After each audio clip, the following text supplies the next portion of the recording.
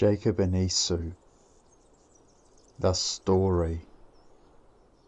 When Isaac was 60 years old, his wife Rebekah conceived and gave birth to twin boys, after Isaac prayed to God to provide the couple with children. The two children struggled together inside Rebekah's womb. God spoke to Rebekah, confirming the reason for this, saying, "Two nations are in your womb, and two peoples will be separated from your body. And one people shall be stronger than the other, and the older shall serve the younger." Isaac and Rebekah named the oldest Esau, meaning hairy, because he was covered in red hair. The youngest they named Jacob, meaning one who takes by the heel, or supplicants, because he was grabbing his brother's heel as the two entered the world. Isaac loved Esau, while Rebekah loved Jacob. As Esau and Jacob grew in age, Esau became a hunter. Jacob followed in the footsteps of his father Isaac and grandfather Abraham, living in tents. One day after a hard day of hunting, Esau returned to the family camp, exhausted, hungry and thirsty. Esau saw his brother Jacob cooking and smelt it was lentil stew and bread. He asked Jacob for a bowl of stew and some bread to quench his thirst and hunger. In return for the stew and bread, Jacob requested Esau's birthright, the right of the firstborn son to inherit his father's possessions and authority, usually a double portion if he had other male siblings, which Esau swiftly accepted, remarking, "Behold, I am about to die, so of what use then is the birthright to me?" The pair completed the transaction. Esau ate and drank and went on his way satisfied. Because of this, Jacob will now inherit the right to continue the promise given to his father Isaac and grandfather Abraham, for God to create a great nation out of his descendants. Years passed, and Isaac was now old, blind, and at the point of death. He wanted to bless his oldest son Esau before he passed on. Isaac called for Esau and asked him to go hunting, make a meal out of what he caught, and bring it to him, after which Isaac would bless him. Esau left Isaac and went to complete the task delegated to him, eagerly awaiting the blessing promised to him. However, his mother Rebekah was listening to the two's conversation and constructed a plan of her own. Rebekah immediately informed Jacob of what she had heard from his father and brother. Rebekah also told Jacob her plan. She asked him to bring her 2 goats from their flock, after which she would prepare Isaac's meal for Jacob to bring to Isaac, his elderly father, in place of Esau. Jacob questioned his mother Rebekah's plan, because he wasn't hairy like his brother, and because he was afraid that if his father uncovered their deception, he would curse Jacob instead of blessing him. Rebekah reassured Jacob that if Isaac foiled their plan and cursed him, she would take on this curse instead of him. Following this, Jacob completed his mother's request. Before Jacob entered Isaac's presence, Rebekah helped him dress into Esau's best clothes, covered Jacob's hands, and made a bed for him out of the pelt of the 2 goats used to cook the meal. Rebekah gave Jacob the meal, and Jacob, disguised as Esau, visited Isaac his father to receive the blessing promised to his older brother Esau. Jacob entered Isaac's tent, introducing himself as Esau, and placing the meat and bread before his father. Isaac was suspicious. The person speaking sounded like Jacob, yet called himself Esau. Isaac asked him, believing he was Esau, how he returned so quickly. Jacob responded by praising God, telling Isaac that God helped him. Still suspicious because he didn't sound like his son Esau, Isaac asked Jacob, presuming him to be Esau, to let him feel his hands. If they were hairy, it would be Esau. If they weren't, it was Jacob. Isaac felt the goat pelts Rebekah had attached to Jacob's hands, convincing him it was Esau's hair, convincing him it was his son Esau. Isaac ate the meat and bread and drank the wine Jacob, disguised as Esau, brought to him. Jacob then kissed his father, and Isaac blessed him. Esau returned from his day of hunting no longer after Jacob left Isaac's tent. He entered carrying the meal his father requested, introducing himself as Esau. Immediately Isaac demanded to know who he blessed. Esau then demanded Isaac bless him too. Isaac did, telling him that his descendants would serve those of Jacob's. Because of this blessing, Esau bore a grudge against his brother Jacob, vowing to kill him once Isaac passed away. Rebekah heard Esau say this and echoed them to Jacob. Afterwards she advised him to flee to her brother Laban in Haran for a few days, or until Esau calmed down.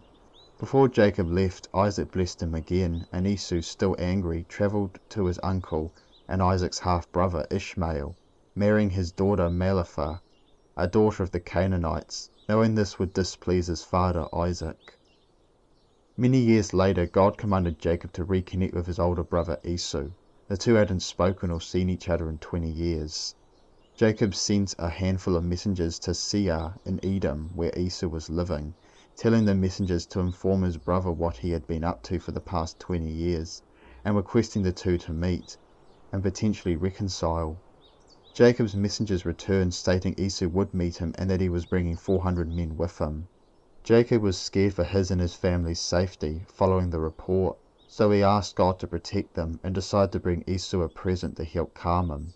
Jacob selected 200 female goats and 20 male goats, 200 ewes, adult female sheep, and 20 rams, adult male sheep, 30 milking camels, adult female camel, and their colts, baby camel, 40 cows, female cow, and 10 bulls, male cow, 20 female donkeys, and 10 male donkeys. Jacob commanded his servants to transport these animals to Esau his brother, and say they were from him. He and his family then started for Canaan. The following morning, after Jacob, his family, and the servants instructed to bring Esau's gifts had crossed the river Jabbok, Jacob sighted his brother Esau and the 400 men he threatened to bring approaching over the horizon. Jacob's family, wives, maids, and children followed him from a distance, while Jacob bowed 7 times to the ground as the two groups came closer together. When Jacob and Esau were close enough, Esau ran to Jacob and embraced him, kissing and weeping. Jacob's family bowed before Esau, and he met all of them. Then Jacob presented his gifts to his brother, who politely declined, saying he had enough, but Jacob insisted, and Esau accepted. After which Esau and his men returned to Seir, and Jacob and company travelled and settled in Succoth. Digging deeper. We'll begin this section by comparing the first narrative between the two brothers, Esau and Jacob, with another story about two brothers from Genesis 4, Cain and Abel. These stories share many similarities, but also some differences. The first similarity is that the older sibling takes issue with the younger one's actions, although Esau's disdain for Jacob's behaviour is understandable. Being deceived isn't nice, unlike Cain, who was angry with Abel because he offered a more loving sacrifice than him.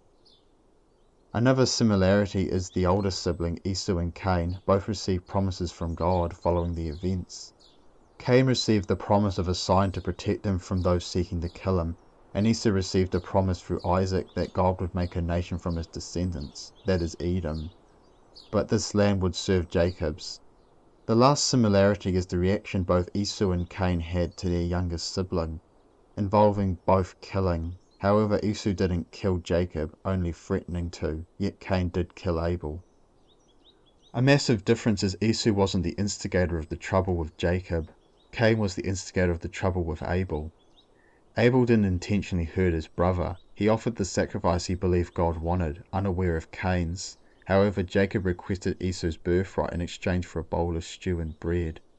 Although you may say Esau could have rejected this offer, Jacob also tricked their old blind father Isaac into giving him Esau's blessing. As discussed, both these stories have many similarities, yet there's one massive difference. Cain is the provoker, Esau is the victim.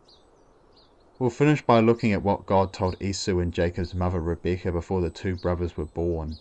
God told their mother Rebekah that the descendants of both would become 2 nations, but Esau's would serve Jacob's. This doesn't align with the standard of the day. As explained before, the firstborn son of the family would inherit his father's authority and the largest portion of his possessions. Esau was the oldest and Jacob was the youngest.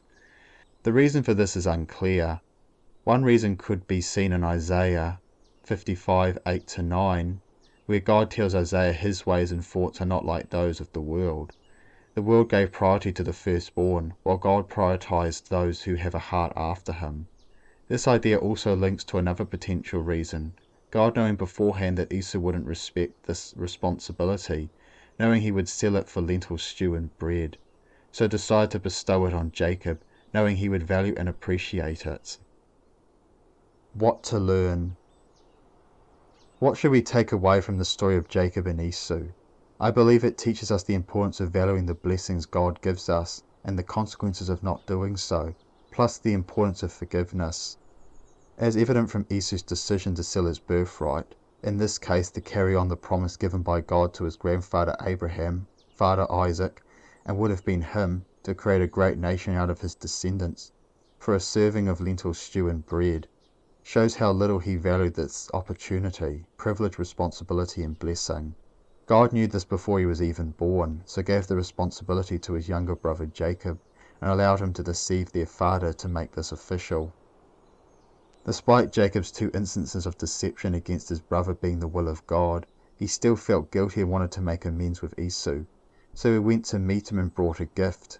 Even though Jacob was the one destined to continue the promise, hence why God allowed Jacob's actions, yet knew his brother was upset about the situation and wanted to make it right, showing us an example to follow. How does this apply to us today? It shows us that we should respect and appreciate the blessings God has given us, no matter how small or big it or they may be. God has graciously given us everything we have and will continue to provide until we leave this life and return to Him. Even when we don't appreciate what God has given us or forget His blessings, God is willing and ready to forgive us. Like Jacob, we need to ask. Like Jacob, we need to offer a gift. Asking for forgiveness through prayer is all God requires from us. No animal or other sacrifice is needed. Why? Because Jesus died on the cross as the gift of reconciliation for all that call on Him, those with a genuine heart and mind.